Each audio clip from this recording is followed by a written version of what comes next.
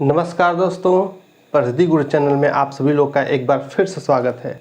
आइए दोस्तों, आज हम लोग अनुपात और समानुपात के सवालों को कैसे आसानी से हल करें इसे जानेंगे।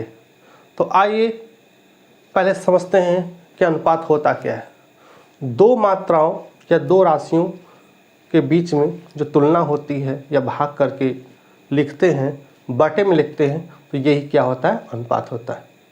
और समानुपात क्या होता है, जब दो अनुपातों की तुलना करते हैं, उनकी समानता देखते हैं कि बराबर है कि नहीं, समान है कि नहीं, तो ऐसे में क्या होता है, समानुपात होता है। तो आइए दोस्तों पहले हल करके देखते हैं कि अनुपात होता क्या है। शुरुआत में हम लोग क्या करेंगे, आसान से क्वेश्चन को सॉल्व करेंगे, फिर प्रतियोगी जो परीक्षाएं होती हैं उनके प्रश्नों को सॉल्व करेंगे।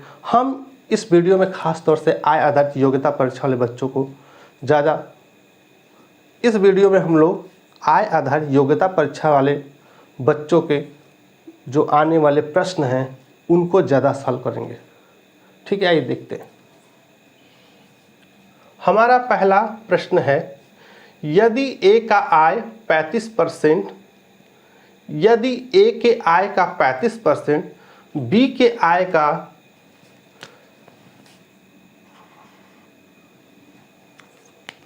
हमारा पहला प्रश्न है, यदि ए के आय का 35%, बी के आय का 25% के बराबर हो तो ए और बी के आय का अनुपात क्या होगा। ये अनुपात का सवाल है दोस्तों, और ये राष्ट्रीय आय एवं योग्यता आधारित परीक्षा में 2022 में हाल ही के परीक्षा में पूछा गया है।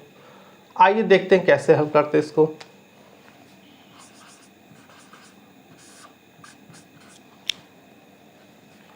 सबसे पहले क्या करते हैं, ए का 35% करते हैं और बराबर कर देते हैं बी के 25% के बराबर। तो इसको लिख सकते हैं ए गुणते 35/100 और बी को लिख सकते हैं बी गुणते 25/100। इस तरह से हम क्या करते हैं, इसको कट कर देते हैं और ए बटे के बी बराबर हो सकता है 25 में 35 का भाग करते हैं तो 25/35, 5×25, 5×7=35। तो दोस्तों देखिए, ए अनुपाते बी बराबर आ गया 5:7 या 5:7। तो हमारा कौन सा सही है, ये जो बी वाला ऑप्शन है 5:7, ये सही है। अगला जो हमारा सवाल है समानुपात से है। प्रश्न नंबर 2, 6 संबंधे क्वेश्चन मार्क है, ये लुप्त पद है, इसी को ढूंढना है। समानुपाते 5:35। फिर से कहते हैं 6 अनुपाते क्वेश्चन मार्क समानुपाते 5:35। ये जो अनुपात होता है इस अनुपात के बराबर होता है, समानुपात होता है। तो यहाँ पे जो लुप्त पद है, इसी लुप्त पद को ढूंढना है। और ये MBA की परीक्षा 2010 में पूछा गया दोस्तों। ये सवाल जो है छोटे बच्चों को बहुत पूछता है कंपटीशन में। तो आइए इसे हल करते हैं।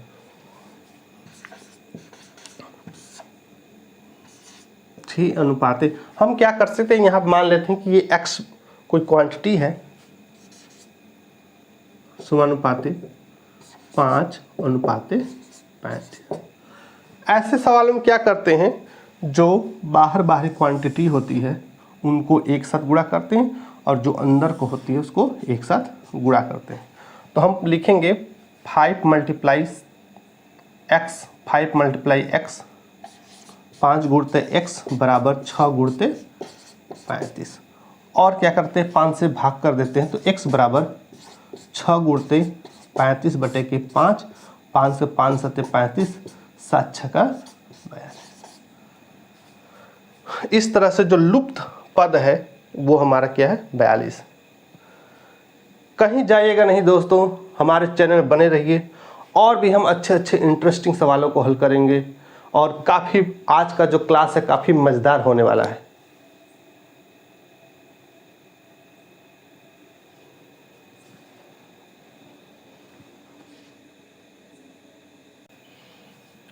हमारा पहला प्रश्न है, यदि ए का आय 35%, यदि ए के आय का 35%, बी के आय का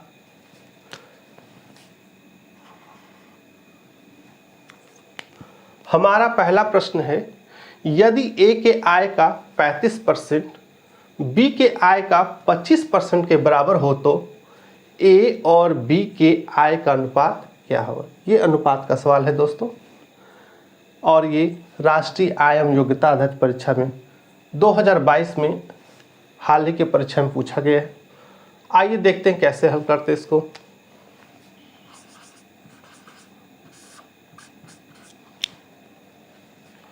सबसे पहले क्या करते हैं, ए का 35% करते हैं और बराबर कर देते हैं बी के 25% के बराबर। तो इसको लिख सकते हैं ए गुणते 35/100 और बी को लिख सकते हैं बी गुणते 25/100। इस तरह से हम क्या करते हैं, इसको कट कर देते हैं और ए बटे के बी बराबर हो सकता है 25 में 35 का भाग करते हैं तो 25/35,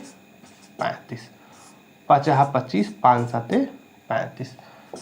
तो दोस्तों देखिए ए अनुपाते बी बराबर आ गया 5:7 या 5:7। तो हमारा कौन सा सही है, ये जो बी वाला ऑप्शन है 5:7, ये सही है। अगला जो हमारा सवाल है समानुपात से है। प्रश्न नंबर 2, 6 संबंधे क्वेश्चन मार्क है, ये लुप्त पद है, इसी को ढूंढना है। समानुपाते 5:35। फिर से कहते हैं 6 क्वेश्चन मार्क समानुपाते 5:35। ये जो अनुपात होता है इस अनुपात के बराबर होता है, समानुपात होता है। तो यहाँ पे जो लुप्त पद है इसी लुप्त पद को ढूंढना है, और ये MBA की परीक्षा 2010 में पूछा गया दोस्तों। ये सवाल जो है छोटे बच्चों को बहुत पूछता है कंपटीशन में। तो आइए इसे हल करते हैं।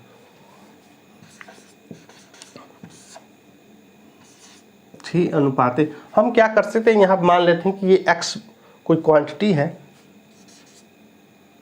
समानुपाते 5:35। ऐसे सवाल में क्या करते हैं, जो बाहरी क्वांटिटी होती है उनको एक साथ गुणा करते हैं और जो अंदर को होती है उसको एक साथ गुणा करते हैं।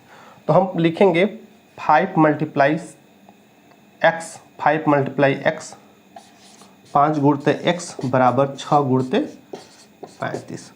और क्या करते हैं, 5 से भाग कर देते हैं तो x बराबर 6 × 35/5, 5 से 5×7 35, 7×6 42। इस तरह से जो लुप्त पद है वो हमारा क्या है, 42। कहीं जाइएगा नहीं दोस्तों, हमारे चैनल में बने रहिए, और भी हम अच्छे अच्छे इंटरेस्टिंग सवालों को हल करेंगे। और काफ़ी आज का जो क्लास है काफ़ी मज़ेदार होने वाला है। ऐसे प्रश्नों को दोस्तों बड़ा ही मुस्कुराते हुए हल करेंगे, बहुत ही आसान होते हैं। आइए इन सवालों को हल करते हैं। ये हमारा तीसरा सवाल है, 5, 9 और 12 का चतुर्थानुपात। तो मान लेते हैं दोस्तों हमारा जो चौथा अनुपात है वो x है, तो इसे लिखेंगे 5:9 समानुपाते 12 ये जो चौथा अनुपात है वो x मान लेते हैं। पहले हमने बताया हुआ था कैसे हल करना है, बाहर वाली संख्याओं का बाहर से, अंदर वाली संख्याओं का अंदर से। तो 5 × x लिखेंगे, 5 × x बराबर 9 × 12। अब आगे चलते हैं, 9 × 12 में 5 से भाग कर देंगे तो हो जाएगा x बराबर 9 × 12/5। दोस्तों आगे चलते हैं,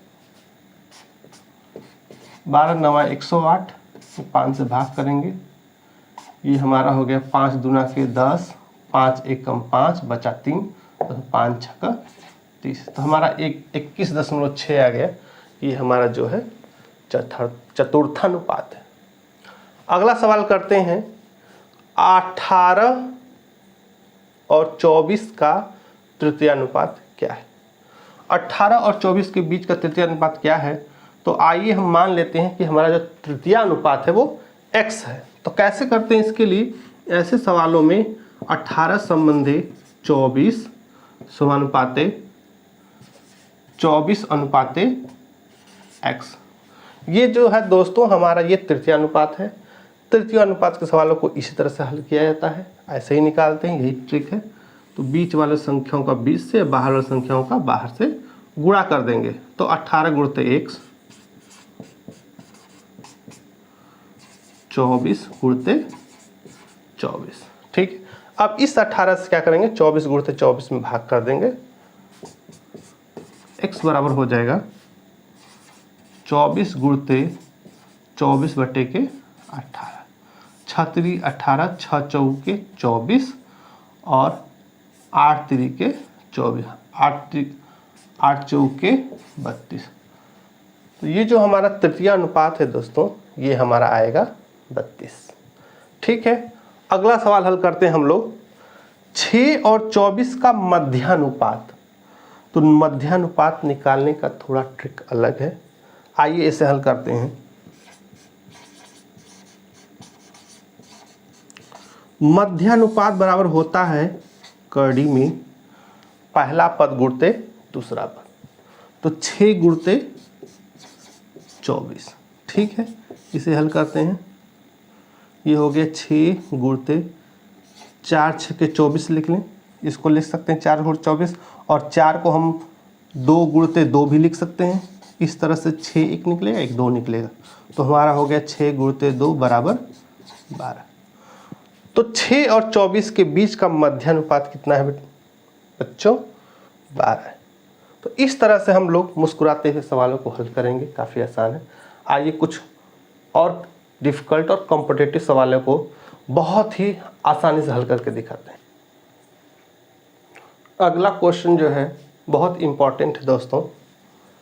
प्रश्न नंबर जो 6 है, 5 13 22 तथा 47 में से प्रत्येक में क्या जोड़ें कि प्राप्त संख्याएं समानुपाती हों। तो प्रत्येक में हमें एक ऐसी संख्या जोड़नी है कि इन दोनों का अनुपात और इन दोनों का अनुपात आपस में क्या हो जाए, बराबर हो। ये हाल ही में रेलवे के डी ग्रुप 2022 में क्वेश्चन पूछे जा रहे हैं और ये क्वेश्चन बार बार रिपीट हो रहा है, इसको हम जरूर करेंगे। आइए हल करते हैं। हमारा जो ट्रिक है, सबसे पहले क्या करते हैं, 5 और 13 एक साथ लिखते हैं अनुपात में जैसे होता है, और 22 और 47 को एक साथ। हमें इनके अनुपात को बराबर करना है, किसी 4 में से इन संख्याओं को क्या करना है, जोड़ करके। तो इसका ट्रिक यही है, सबसे पहले क्या करते हैं, अंतर करते हैं। तो 8 5 13, 8 आ गया। इसमें अंतर करते हैं, ये जो 5 और ये घटा 2, 25। इनका अंतर 8, इनका अंतर 25। अब क्या करते हैं, पहली वाली संख्या से इसमें गुणा करते हैं और इसकी पहली वाली संख्या से इसमें गुणा करते हैं। तो कितना आएगा, हम क्या करेंगे, इनका गुणा करके इधर लिख लेंगे। 8 दूना ये गुणा करेंगे, 8 गुणते 22 ऋण 5 गुणते 25, 5 गुणते 25 बटे के इनका क्या करेंगे, हम अंतर कर लेंगे। 25 ऋण 8। आगे हलते हैं, इसको हल करेंगे। 8 दूना 16, 8 दूना 16 1 17 माइनस 25 5 125 घटाएंगे। हम करेंगे 25 में से 8 घटाएंगे, कितना आएगा, हमारा आ जाएगा 176 में से घटाएंगे 125 को, तो ये बचेगा 1। अब इसको घटाएंगे, बचेगा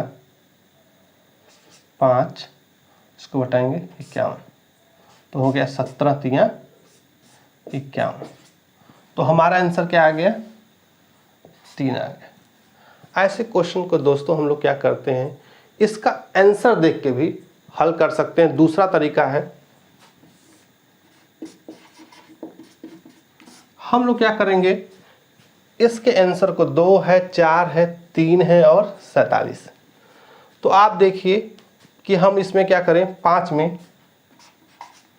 2 जोड़िए, कितना हो जाएगा, 7 हो जाएगा। और 5 में 4 जोड़िए, दूसरा जो है 13 में 4 जोड़िए, 7:17। ये कोई अनुपात नहीं बनता है। तो हम ट्राई करेंगे 3 को, 3 से ट्राई करिए, ट्राई करते हैं यहाँ पे 3 से। 5 में हम क्या जोड़ेंगे, 3 जोड़ेंगे अनुपाते, 13 में हम 3 जोड़ेंगे, तो ये हो गया 8:16। तो ये एक अनुपात बन गया, 8 एकम 8 दूना 16। तो ये अनुपात बन रहा है। इधर वही चीज करेंगे, 3 जोड़ेंगे 25 और 3 जोड़ेंगे यहाँ तो 50, 25 एकम 25, 25 दूना 50, 1:2। इस तरह से या तो आप सवाल को इस तरीके से लगाइए या तो आप सवाल को आंसर के थ्रू लगा लीजिए। ठीक है, अगला सवाल करते हैं हम लोग। x संबंधी y अनुपाते y बराबर 3 संबंधी y या 3 अनुपाते y हो तो इसका मान कैसे निकालें। इसको दोस्तों बड़ा ही आसानी से हल करते हैं। सीधे सीधे हम मान लेते हैं x बराबर 3 और y बराबर 4 और इस क्वेश्चन में पुट कर देते हैं। सीधे सीधे आपका आंसर निकाल आना है। देखिए कैसे करते हैं। यहाँ पे x है, तो x बराबर 3 माना है, तो 7 गुणते 3। अब आगे है प्लस y बराबर 4 है, तो 3 गुणते 4। इसी तरह से 7 गुणते 3 माइनस है 3 गुणते 4। तो ये हो गया हमारा 7 × 21 प्लस 12, 21 ऋण 12।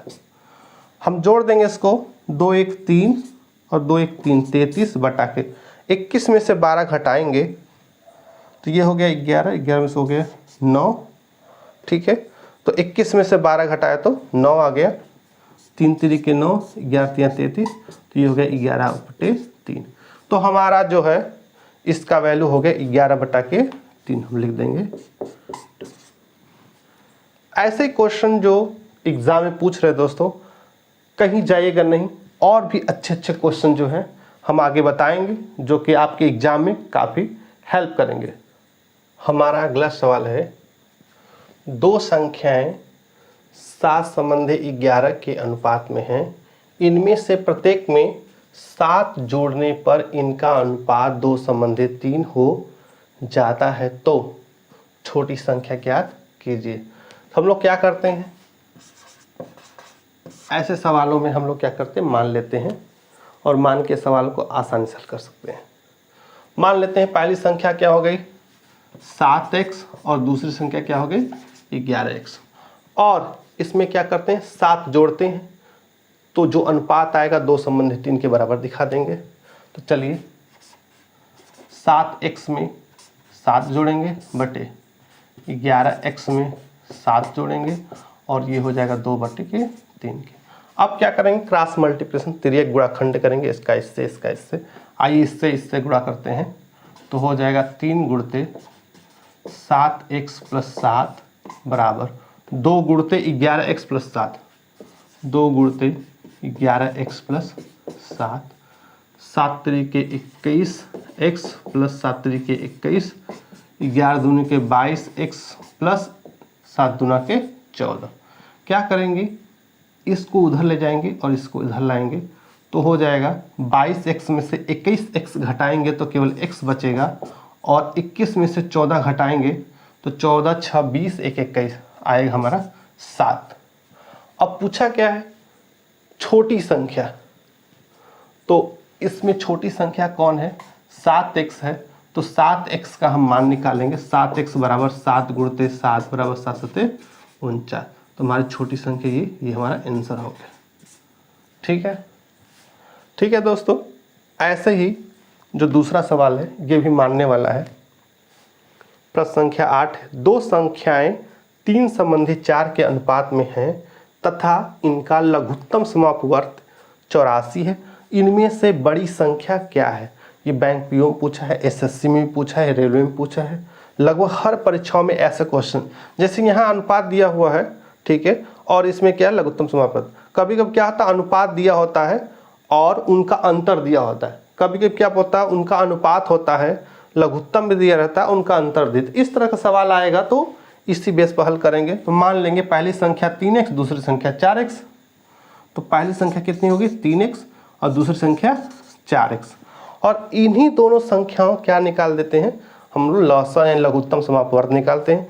इन दोनों संख्याओं का जो लसा होगा 3x गुणित 4 बराबर हो जाएगा 80 4 84। ठीक है, यहाँ से x दोनों कॉमन हो गया, यहाँ से 3 ले लिया, यहाँ 4 से लिया, तो हमारा ये लसा हो गया। और लसा दिया है 84, बराबर कर दिया। तो 3 चौके 12, 12 से भाग कर देंगे। x बराबर 84 बटे के 12, 12 सते 84, x बराबर कितना आ गया 7 आ गया। तो बड़ी संख्या पूछा है, बड़ी संख्या कौन है 4x है, बड़ी संख्या हमारी 4x है। तो 4 गुणित x कितना है 7 आया है, 4 गुणित 7 बराबर 7 चौके 28। तो अगला आंसर हमारा ये हो गया कि सबसे बड़ी संख्या जो होगी 28 होगी। हमारा अगला सवाल है दोस्तों, आइए करते हैं प्रश्न संख्या 10। दो प्राकृतिक संख्याओं का अनुपात 3 संबंधी 5 है, इनका गुणनफल 2160 हो तो बड़ी संख्या ज्ञात कीजिए। ऐसे प्रश्न दोस्तों बहुत ही आसान होते हैं और एग्जाम में ऐसे क्वेश्चन ज़्यादा मात्रा में आते हैं। ठीक है, आइए करके देखते हैं। मान लिया ये जो संख्याओं का अनुपात है 3 संबंधी 5, तो मान लिया हमने कि एक संख्या 3x हो गई और दूसरी संख्या कितनी होगी 5। ये वाली छोटी होगी, ये वाली बड़ी हो गई। ठीक है, अब क्या करते हैं इनका गुणनफल कर लेंगे 3x गुणित 5x और दिखा देंगे किसके 2160 के बराबर, क्योंकि दोनों संख्याओं का गुणनफल तथा इनका गुणनफल यानी दोनों संख्याओं का गुणनफल 2160 दिया हुआ ऑलरेडी। तो आइए हल करते हैं। 5 या 15, 15x स्क्वायर बराबर 2160। अब 15 से भाग करेंगे हम लोग, तो x स्क्वायर बराबर हो गया 2160 बटे के 15। ले जाएंगे 15 एकम 15 बचेगा 6 और 66 हो गया। 15 छः का 15 चौके 60, 15 एकम 15 बचेगा 6, उतारेंगे 6 हो जाएगा 66। 15 चौका 60, फिर 15 चौके 60 आया 144। तो x का मान कितना होगा, अंडर रूट निकाल लेंगे तो हो जाएगा 12। x स्क्वायर का 144, तो x का मान 12 क्योंकि इसका वर्गमूल निकाल लेंगे। ठीक है, अब पूछा क्या है बड़ी संख्या। तो बड़ी संख्या क्या है दोस्तों 5x। तो हम 5x निकालेंगे। 5x बराबर 5 गुणित 12, 12 5 60। ये हमारा क्या हो गया आंसर हो गया। आगे चलते हैं। ये सवाल जो है कंपटीशन में अधिक बार पूछे गए हैं, ये भी आय आधारित योग्यता परीक्षा में भी इस तरह के क्वेश्चन पूछे गए हैं। चलिए इसको हल करते हैं। सवाल है 60 लीटर के मिश्रण में दूध और पानी का अनुपात 3 संबंधी 1 है। इस अनुपात को 2 संबंधी 1 करने के लिए कितना पानी और मिलाएंगे। तो सबसे पहले क्या करते हैं, इस अनुपात से पानी और दूध की मात्रा पहले निकाल लेते हैं। तो मिश्रण में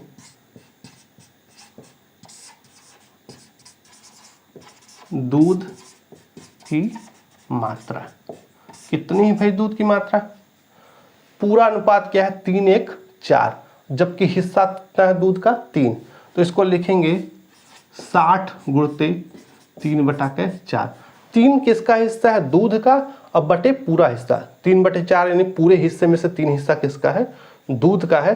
तो 60 का 15 चौके 60 और 15 तिया 45। तो 45 लीटर जो है सीधे सीधे क्या है आपका दूध है। और 60 में से अगर 45 घटा दीजिए कितना बचेगा 15। तो 15 लीटर क्या पानी कितना हो जाएगा, पानी आपका हो जाएगा 15 लीटर। अब देखिए दोस्तों, चूंकि क्या करना है, इन्होंने कहा है कि कितना पानी मिलाया जाए कि अनुपात ये हो जाए। तो हम क्या करेंगे, पानी की मात्रा में और x को जोड़ लेंगे और दूध से अनुपात दिखा देंगे 2:1। आइए करते हैं। तो हमारा ये दूध हो गया 45 बटे पानी की मात्रा कितना 15 और हम x जोड़ लेते हैं। ये मानते हैं कि हम पानी की मात्रा और बढ़ा दिए तो अनुपात कितना हो जाएगा दूध और पानी का 2:1 यानी 2/1 यानी 2/1 हो गया। तो दूध और पानी बढ़े हुए अनुपात का ये हो गया अनुपात। इसको हल कर लेते हैं। 45 से कम 45 करेंगे बराबर 2 से गुणा करेंगे 15 दूना के 30 प्लस 2x। 45 से 30 को घटा देंगे तो कितना बचेगा 15 बचेगा 2x बराबर 15। अब x बराबर हो गया 15/2 यानी कि 7.5। तो हमारा जो है बढ़ा हुआ मात्रा यानी लीटर में आएगा पानी है 7.5 लीटर और पानी मिला दिया जाए तो इसका अनुपात 2:1 हो जाएगा। यही हमारा क्या है आंसर है दोस्तों। आगे सवाल हल करते हैं। ये सवाल जो है काफ़ी आसान है, आप लोग खुद से करिएगा। मैं इसको जो है आंसर के थ्रू बता देता हूँ कि कितना आएगा। 21:38 लिखेंगे और 55:106। अगर मान लीजिए 2 घटाते हैं तो 19 हो जाएगा, ये हो जाएगा 36। तो 19 दूना 38, ये अनुपात कोई नहीं बैठ रहा है। अब 4 से घटाएंगे तो आ जाएगा कितना आएगा 17 आएगा और 4 घटाएंगे तो 34। 17 दूना के 34, ये हमारा बी वाला आंसर क्या रहेगा सही रहेगा। और इसको आप लोग करके दिखाइएगा, नहीं आएगा तो कमेंट बॉक्स में लिखिएगा, मैं करके दिखाऊंगा। ठीक है। आगे के और एकदम मनोरंजन वाले सवाल जो काफ़ी सरलता से हल होने वाले सवाल, ये ऐसे सवालों को हम लोग क्या करेंगे और आगे हल करेंगे। दोस्तों अगला सवाल करते हैं। ये सवाल जो है काफ़ी आसानी से हल हो जाएगा, बहुत ही इंटरेस्टिंग सा सवाल है और ये मक्खन जैसा हम लोग हल करेंगे। आइए देखते हैं कैसे सॉल्यूशन निकलता है। अगला जो हमारा सवाल है प्रश्न नंबर 13, रुपया 624 को ए बी सी में 1/2 संबंधे 1/3 संबंधे 1/4 के अनुपात में बांटने पर सी का भाग कितना होगा। और आंसर 4 दिए हुए हैं यहाँ पे और रेलवे ग्रुप डी का क्वेश्चन है ये। आइए ऐसे सवालों को हल करते हैं। इन्होंने जो अनुपात दिया है वो भिन्न में दिया हुआ, बटे में दिया हुआ। तो सबसे पहले हम अनुपात को हल करते हैं। जब ये अनुपात जो है प्राकृतिक संख्या पूर्ण संख्या में आ जाएगी तो हम सीधे सीधे अपना शेयर जो है सी का ज्ञात कर लेंगे। ठीक है, आइए हल करते हैं। अनुपात जो है ए संबंधे बी संबंधी सी बराबर है 1/2 अनुपात 1/3 1/4। तो 2, 3 और 4 का लसागु कितना होगा दोस्तों।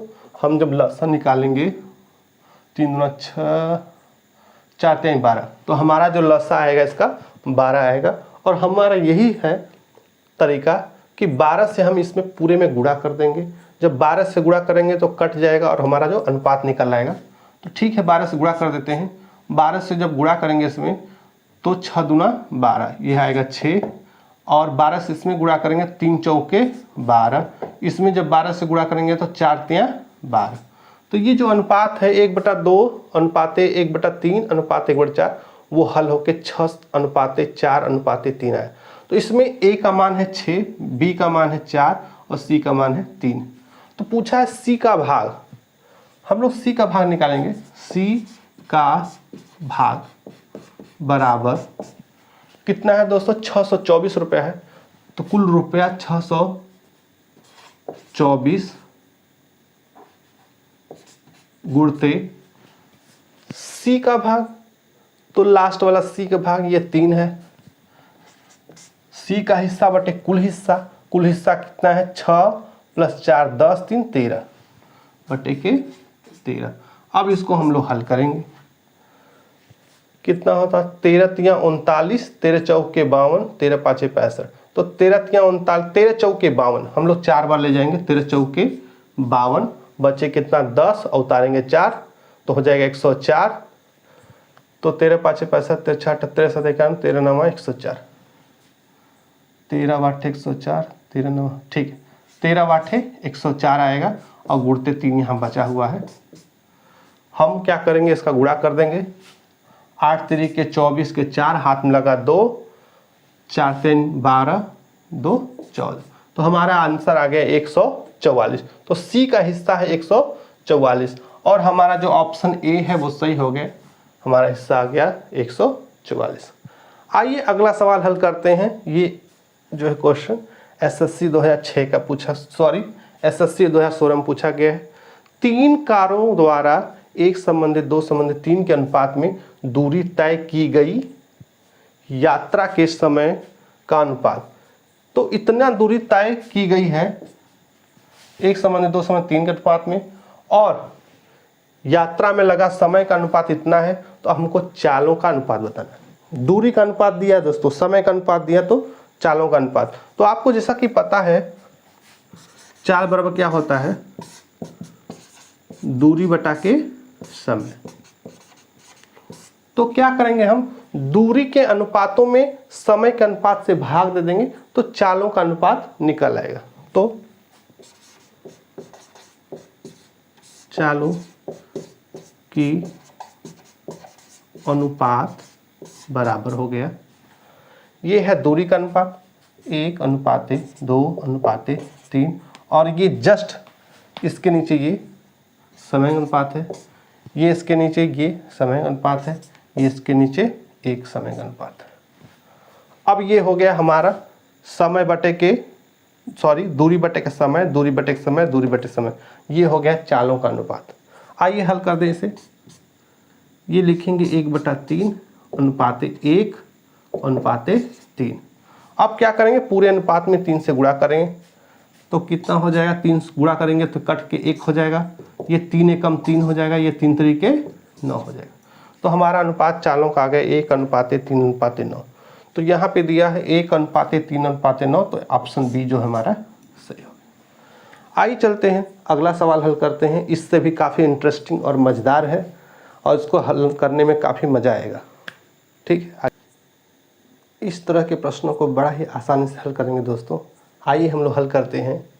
हमारा ये सवाल जो है 5 केले तथा 4 सेवों का मूल्य 3 केले और 7 सेवों के मूल्य के बराबर है। तो 1 केला और 1 सेव के मूल्य का अनुपात निकालना है। ठीक है, चलिए करते हैं इसको।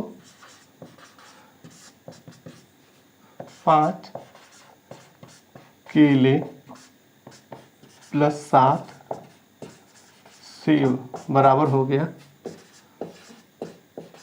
3 केला प्लस 7 सेव। ठीक है, क्या करेंगे केला को इधर लाएंगे, सेव को उधर लेके जाएंगे तो आएगा इधर 5 में से 3 क्या होगा घट जाएगा तो कितना हो जाएगा 2 केला और इधर देखिए 4 सेव जाएगा तो 7 में से घट जाएगा तो 3 सेव। ठीक है, अब क्या करेंगे सेब को इधर लाएंगे, ये अंक को इधर लेके जाएंगे और सेब को इधर लाएंगे। क्या होगा केला बटे सेब, ये अंक क्या इधर आएगी तो हो गया 3/2। ये सेब इधर आ जाएगा, केला इधर चला गया। ठीक है, केला बटे सेब का अनुपात 3:2, 3/2 इसी कहते हैं 3:2। पूछा है केला और सेब, ये केला सेब तो 3:2। तो हमारा ये ए वाला ऑप्शन सही है 3:2। तो एक केला और 1 सेब का अनुपात 3:2।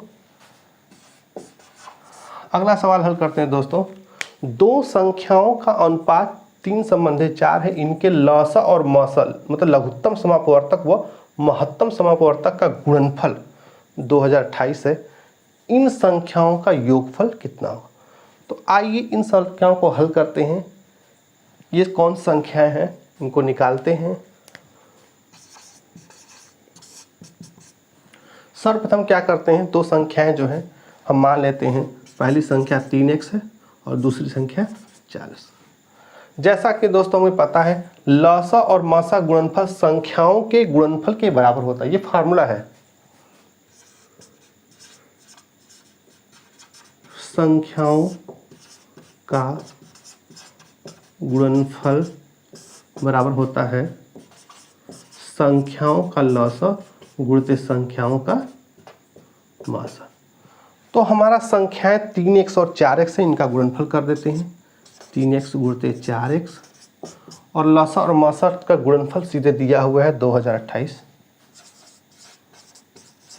आप क्या करेंगे 4 3 12 और 12 से इधर भाग कर देंगे तो x स्क्वायर x गुणित x स्क्वायर बराबर हो गया 2028 बटे के 12 से भाग करेंगे 12 एकम 12 बचा 8 और 2 82 हो गया, 12 का 72 बचा कितना 10 बच गया, 8 रहेंगे 108 हो गया, 12 9 12 8 12 5 60 बचा 72 32 12 8 96 12 9 108 12 9 हुआ 108।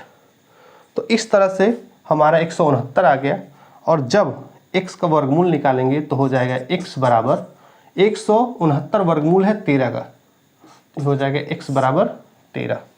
अब क्या करना है इन संख्याओं का योगफल, तो कौन संख्या 3x और 4x, तो हम निकालेंगे 3x, तो 3 गुणित 13 13 तिया 39, 4x हो गया 4 गुणित 13 13 चौके 52, जोड़ लेंगे 9 2 11 5 3 8 1 9, ये संख्या कितनी हो गई 91 हो गई। हमारा आंसर 91। ये सवाल भी दोस्तों कई बार परीक्षाओं में पूछा गया था, और ये आय आधारित योग्यता परीक्षा में भी ऐसे सवाल पूछे गए। चलिए और भी अगला सवाल लगाते हैं, इससे ज़्यादा इंटरेस्टिंग और मज़ेदार है। आइए दोस्तों अगला सवाल हल करते हैं। ये क्वेश्चंस भी दोनों काफ़ी इम्पोर्टेंट्स हैं, आइए देखते हैं। ए तथा बी के वेतन का अनुपात 8 संबंध याद है। यदि ए के वेतन में 50% की वृद्धि बी के वेतन में 25% कमी कर दें तो उनके वेतन का अनुपात 16 संबंधी 9 रह जाता है। तो ए का वेतन कितना है, आइए इसको हल करते हैं।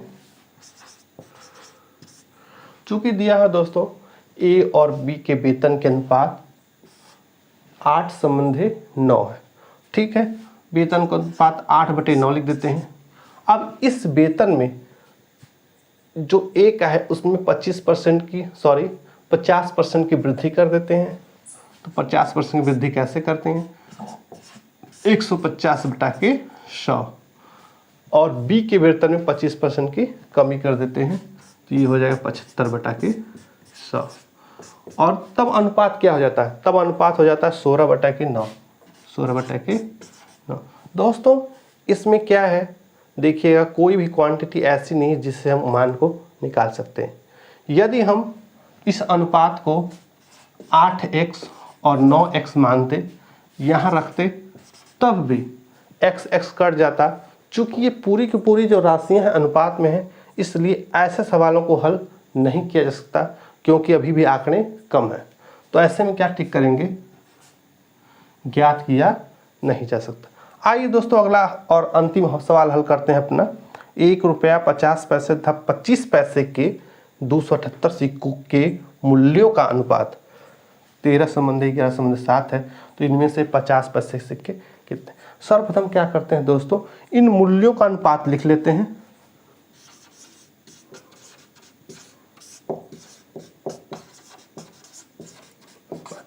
मूल्यों का अनुपात कितना है भाई 13x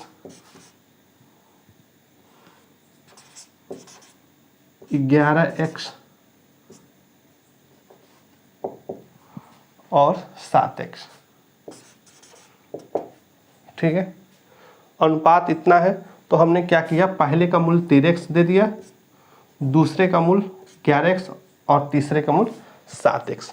यानी 1 रुपया वाला 13x का सिक्का है, 50 पैसे वाला 11x रुपये है, और 25 पैसे वाला 7x रुपये है, ठीक है। अब क्या करते हैं, जोड़ते हैं कितने सिक्के हैं। 1 रुपया कितने सिक्का है, 50 पैसा कितना सिक्का है, और 25 पैसे कितने सिक्के हैं। तो आइए सिक्कों का संख्या गिनते हैं।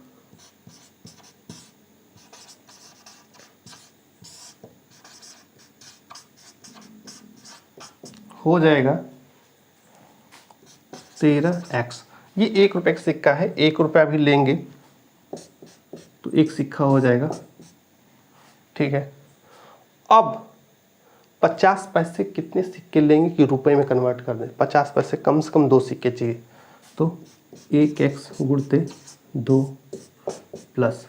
अब बताइए दोस्तों 25 पैसे कितने सिक्के चाहिए। 25 के 4 सिक्के चाहिए एक बनाने के लिए, तो ये 7x गुणते 4 सबको जोड़ देंगे और टोटल क्या दिखा दें, सिक्कों की संख्या। सिक्कों संख्या ऑलरेडी हमारा दिया है 378।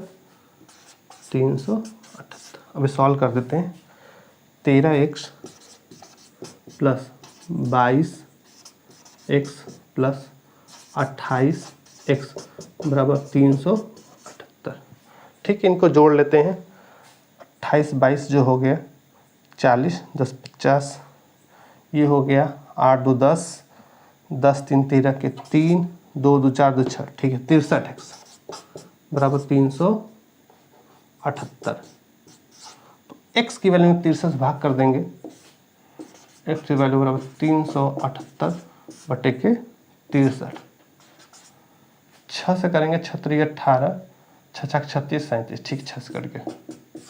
इस तरह से हमारा क्या नहीं है, x की भी वैल्यू निकली है। अब पूछा है कि 50 पैसे के सिक्के, 50 पैसे के सिक्कों की संख्या कितने हैं, 11x गुणते 2, तो 11x गुणते 2, तो 11 गुणते 6 गुणते 2 गुणा कर देंगे। 11 दूना के 6 दूना के 12 और 12 गुणते 11, 12 प्लस 12 गुणा कर लेंगे, तो ये हो गया 12 जोड़ लेंगे 2 132। तो हमारा सिक्कों की संख्या कितने आ गए, 132। यही हमारा आंसर हो गया 132। ये 50 पैसे के सिक्कों की संख्या हो गई। दोस्तों इसी प्रकार से हम लोग क्या है अपने चैनल पर पढ़ाई करते रहेंगे, आगे के एग्ज़ामों को देते रहेंगे। आप लोगों से विनम्र निवेदन है कि हम ऐसे क्लास को बनाने के लिए बहुत मेहनत करते हैं। तो आप लोग क्या करेंगे, हमारे चैनल को लाइक और सब्सक्राइब करिए और बेल आइकन को जरूर दबाइए दोस्तों, ताकि सबसे पहला वीडियो आप तक पहुँचे मेरा। आप सभी से धन्यवाद।